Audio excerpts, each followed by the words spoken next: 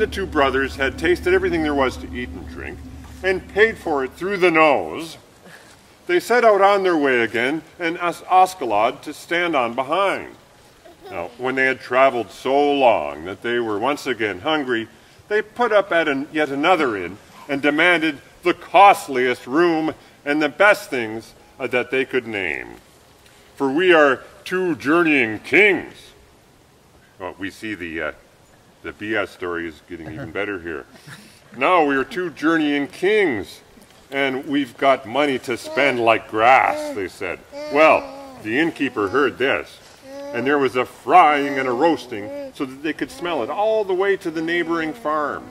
And the innkeeper could not do enough for the two kings. But Askeladd, well, he had to stay outside here too and keep an eye on what was in the carriage. But then, the same thing happened as the two times before. The innkeeper's wife happened to look out the window. Then she caught sight of the servant who stood out there by the carriage, and such a handsome fellow she'd never seen before.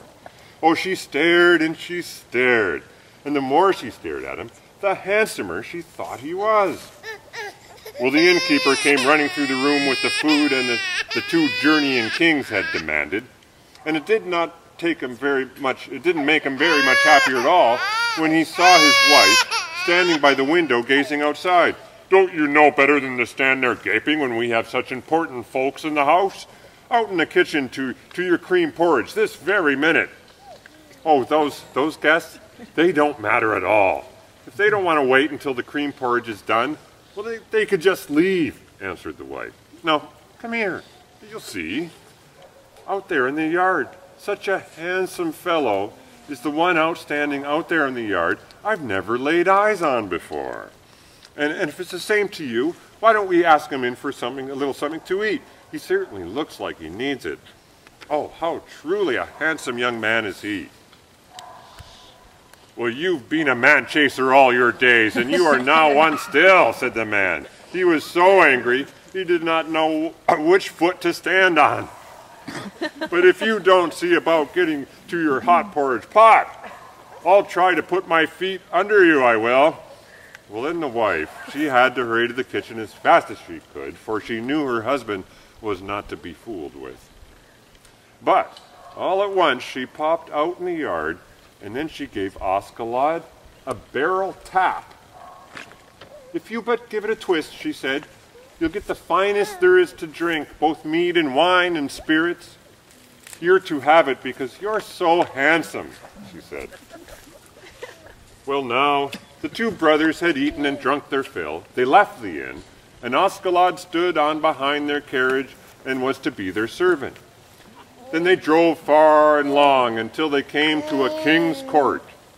And here, the two brothers passed themselves off as emperor's sons.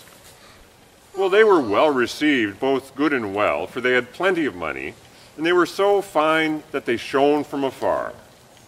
They were to stay at the castle, and the king could not do enough for them.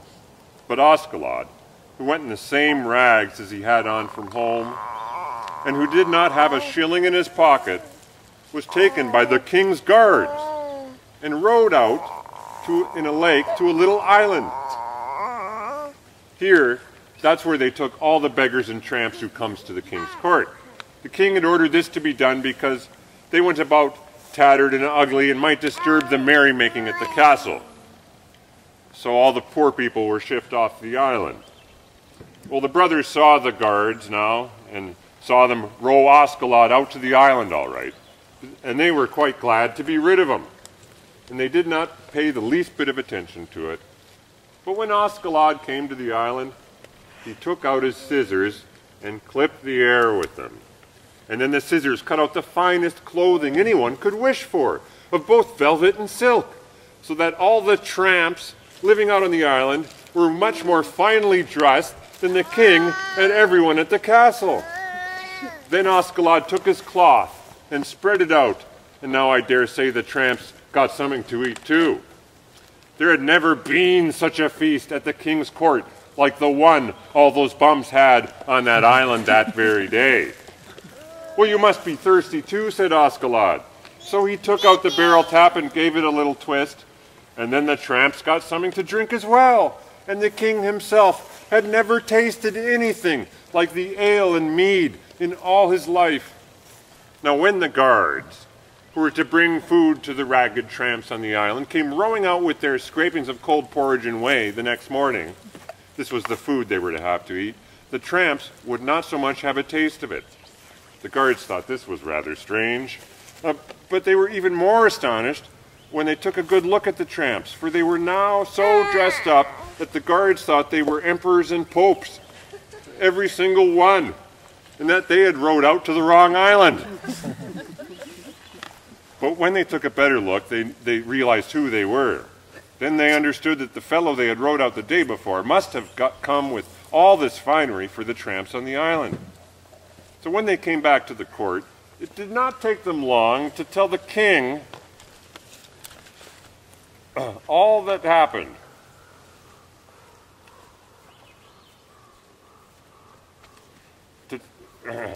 They were so elegant and finely dressed, they told the king, that finery fairly dripped off of them. And they've become so high and mighty that they wouldn't so much as taste the porridge that we brought, they said. So one of the guards had also managed to find out that the boy had a pair of scissors with which he had managed to clip out the clothing. Well, when he sticks the scissors up in the air and clips with them, he cuts out silk and velvet, he said. Well, when the princess heard this, she did not have a moment's rest until she had seen the boy and the scissors that clipped both silk and velvet out of thin air. Those scissors were certainly worth having, she thought. And with them she could get all the finery she wanted. So she pestered the king for such a long time until he had to send for the boy who owned the scissors. So when Askeladd came to the king's court, the princess asked if it were true if he had a pair of scissors that were thus and so, and if he would sell them.